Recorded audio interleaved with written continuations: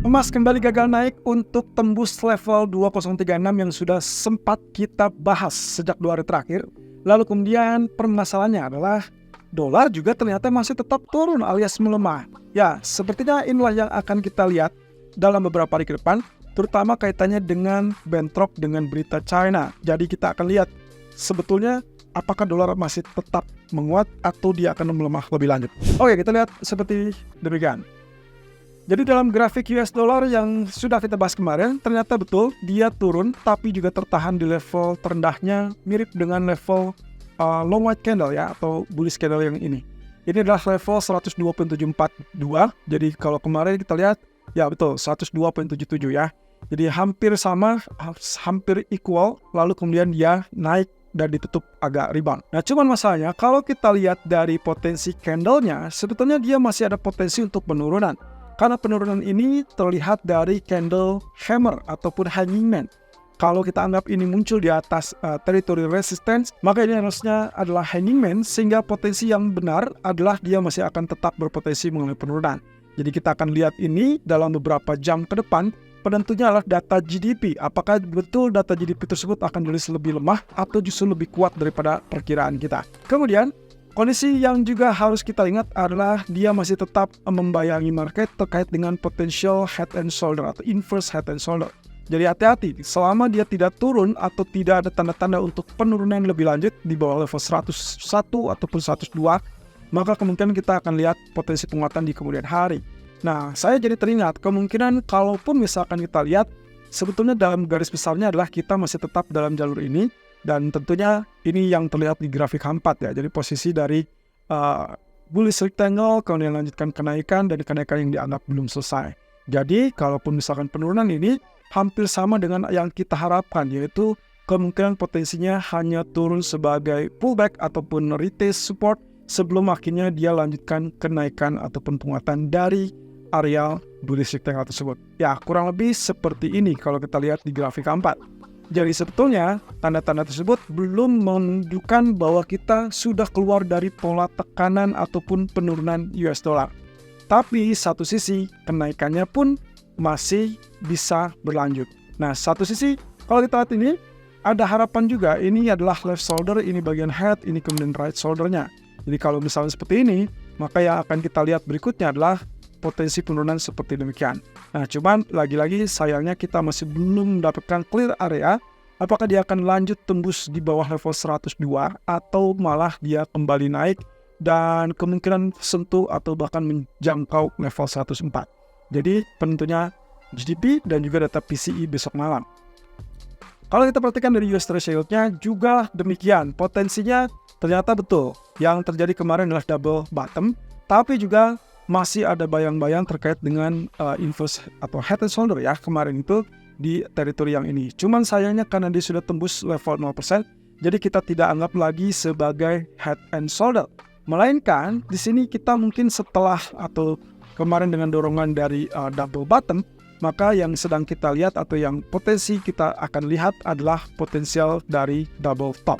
Yes, jadi kalau misalkan lihat seperti ini, saya anggap ini juga sangat potensial untuk terjadi penurunan kembali. Jadi asumsi saya, berarti level double bottom kemarin kita anggap ini sebagai neckline. Kalau ini neckline ya, berarti double topnya di sini, sehingga kemungkinan ada potensi rejection turun. Nah, tapi hati-hati ya, karena kita masih tetap menunggu jawabannya dari posisi ataupun data ekonomi nanti malam. Dan satu sisi, kedua level ini cukup imbang dan saya tidak melihat ada alasan untuk sentuh level tertinggi, tapi kecuali data ekonomi nanti malam mengejutkan sangat kuat dan kemungkinan itu yang akan kita lihat. Lalu kemudian normalnya kita masih tetap mengharapkan penurunan sampai level support, setidaknya 4,089% dari US Treasury yield ini. Atau kalaupun misalkan dia naik, maka hati-hati kenaikan ini mungkin sentuh atau menjangkau 4,3. Jadi semuanya masih tetap 50-50 dan saya rasa ini masih memiliki peluang juga untuk mengalami rejection setelah sentuh level yang atas. Jadi jangan khawatir, kita masih tetap dalam jalur kenaikan tapi juga ada potensi untuk rejection ya. Jadi kalaupun kita gambarkan secara keseluruhan, pedomannya adalah seperti ini teman-teman. Kondisi di kiri dan di kanan akan relatif equal alias mirip. Jadi kemungkinan kita akan lihat lebih lanjut atau misalkan menunggu sampai FOMC minggu depan. Antara dia menjadi right shoulder atau mungkin dia akan melanjutkan kenaikan, semua akan terjawab dari data GDP, lalu kemudian PCE, dan juga FOMC. Nah, beralih kepada grafik berikutnya, kita lihat terlebih dulu dari crude oil yang sekarang ini menatap dengan sangat-sangat jelas posisi dari ketinggian ataupun level tertinggi yang tercapai di periode Natal tahun lalu. Jadi kita akan lihat 76.15, apakah itu akan ditembus atau tidak. So far high-nya adalah 75.54. Tentunya Anda ingat dengan apa yang sempat kita bahas dalam 2 bulan terakhir terkait dengan posisi wave Elliott, di mana kita sedang menantikan proses dari wave C. Dan kalau misalkan lihat dari progresnya, seharusnya inilah wave C yang harusnya tidak ketemu lagi yang namanya hambatan kecuali level 76 tadi. Jadi kalau misalkan ini berhasil tembus, welcome to 77 atau bahkan 80. Yang jelas target utama dari wave C itu kemungkinan diperkirakan akan ada di 80-82. Jadi kita masih tetap lihat itu secara bertahap. Di grafik keempatnya, of course ini yang harus diwaspadai. Saya khawatir ini belum langsung tebus sehingga ada potensi double top, dan kalaupun iya, maka kemungkinan harapkan saja dia untuk turun terlebih dulu, at least sampai 74.30. Dan saya rasa jam 2 lalu kemudian sampai jam 7 malam ada kemungkinan potensi koreksi juga bisa terjadi. Nah, kemudian setelah itu saya tidak berharap turun lebih panjang, melainkan dia rebound. Dan hati-hati, di level 76 ini apapun bisa terjadi, yaitu terkait dengan potensi rejection, dia kembali turun tertekan, atau dia lanjutkan kenaikan, dan kenaikannya itu berarti kemungkinan level 78. Well, itu pun kalau catatannya dia berhasil tembus level 76. Jadi kita tinggal tunggu ya teman-teman, posisi itu bisa terjadi apa tidak. Yang jelas, kalaupun misalkan Anda lakukan buy, pastikan Anda bisa switch strategi kalau dia betul-betul tembus 73.50-an. Tapi kalau misalkan tidak tembus, Anda tetap bisa pertahankan buy. Apalagi kalau misalkan kita anggap dengan kondisi higher low, maka kemungkinan kita anggap juga dia akan higher low, kemudian dia higher high. Jadi dia semakin tinggi, dan juga mulai ketinggian yang secara bertahap lebih tinggi. Kemudian kalau kita lihat dari pound sterling, kelihatannya posisinya agak berbalik teman-teman. Walaupun kemarin kita sudah dapat konfirmasi ini terkait dengan rising wedge, saya hapus, dia ternyata sempat spike sedikit di atas 1.2750-an dan tertahan lebih tepatnya di 1.2770-an ya. Tapi kalau kita lihat dia tail, kemudian dia rejection dan turun kembali. Cuman kali ini permasalahannya adalah dia mungkin belum tentu akan turun lebih lanjut di bawah 1.2660-an. Mengingat level yang sedang terjadi saat ini, kalau saya tarik garis, maka saya harus tarik dari level paling bawah sampai ke area ini. Yang sekarang sedang kita perhatikan ada potensi rectangle atau potensi dari trend channel, sehingga kemungkinan potensinya kalaupun turun ke 1.2660 atau 80-an, saya rasa kita belum melihat dia akan terjadi penurunan, melainkan dia siap kembali naik karena trend channelnya cenderung dalam pola kenaikan. Nah, nantinya eksekusi terakhir atau penentu terakhir sangat bergantung kepada level 1.2780, karena bukan mustahil nanti kita akan dapatkan lagi penurunan atau rejection, sehingga secara keseluruhan sebetulnya belum ada alasan untuk yang namanya pound sterling mengalami kenaikan lebih tinggi ataupun penurunan lebih dalam. Artinya dalam 1 atau 2 hari terakhir minggu ini, ya di hari ini dan besok, kemungkinan kita akan melihat teritori 1.2790-an atau mendekati 1.2800 sampai ke teritori 1.2600. Dan yes, betul, dia dalam jalur sideways. Jadi saya khawatir kita masih tetap akan bertahan ini sampai at least BOE meeting di bulan Februari yang kebetulan akan diumumkan di tanggal 1 Februari. 1 hari atau beberapa jam setelah pengumuman FOMC. Nah, masalahnya adalah tidak ada data ekonomi untuk hari ini dan juga besok. Jadi kemungkinan akan sangat bergantung kepada faktor pergerakan US dollar. Dan hati-hati di malam hari, kalau dolarnya menguat, dia akan berbalik turun. Dan itu sebabnya tadi yang saya bilang, dia masih juga tetap bisa bertahan dalam jalur sideways-nya.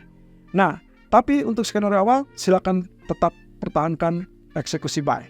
Nah, terakhir kalau kita lihat dari gold, di mana posisinya kemarin ternyata lagi-lagi tertahan di zona yang sama, 2036, dan itu adalah 61.8%. Lalu kemudian dia tembus tertahan di bawah dari level trending channel ataupun trend line. Kemudian sekarang ini dia bertahan di antara 20 10 sampai 2015. Walaupun tadi pagi sempat ke 2017.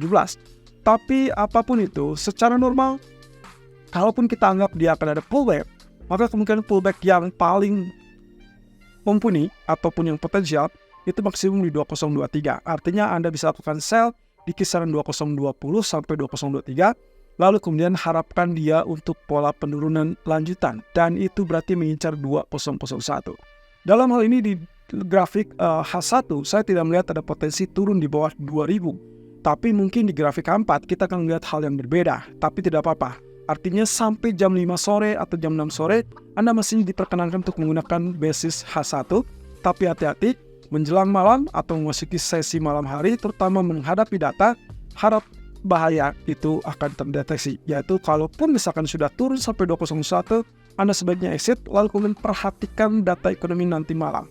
Dan inilah posisi di grafik keempat, kita masih punya level defensif di area 2001 sampai 2005, dan area defensif resisten adalah 2033, 2036.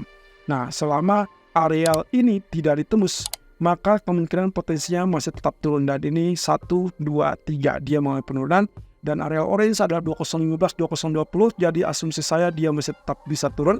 Nah, nantinya di sini apapun itu kita akan sesuaikan dengan potensi data ekonomi. Jadi kalau menjelang sore hari dia tertahan di level ini, harap berhati-hati, Anda skip terlebih dulu, biarkan dia bergerak sesuai dengan secara teknis saja. Bisa dia mengalami kenaikan atau bahkan dia mengalami penurunan. Ekspektasi saya sebetulnya adalah di zona ini nantinya kita akan dapatkan new level to buy, bahkan mungkin demand akan sangat mendorong kuat. Opsinya Anda bisa lakukan buy di kisaran 1984 sampai 1990, atau Anda tunggu sampai 1977 atau level 1975. Nah, ini kemungkinan akan sangat potensial terjadi. Itu dengan catatan kalau GDP-nya jauh lebih kuat daripada ekspektasi. Tapi kalau ternyata GDP tersebut jauh lebih lemah daripada ekspektasi, maka kemungkinan kita akan lihat pantulan di 2001 atau mungkin cuma di 1990-an. Jadi hati-hati teman-teman, belum tentu akan mencapai level 1970-an kalau ternyata data GDP-nya jauh lebih lemah daripada ekspektasi. Nah, terakhir, kalau dilihat dari daily, memang kita sedang dalam tahapan retest areal trendline support. Tapi bukan berarti dia sudah tembus walaupun dia running price saat ini berada di bawah. Nah, yang saya khawatirkan adalah nantinya dia akan muncul seperti candle kedua ini.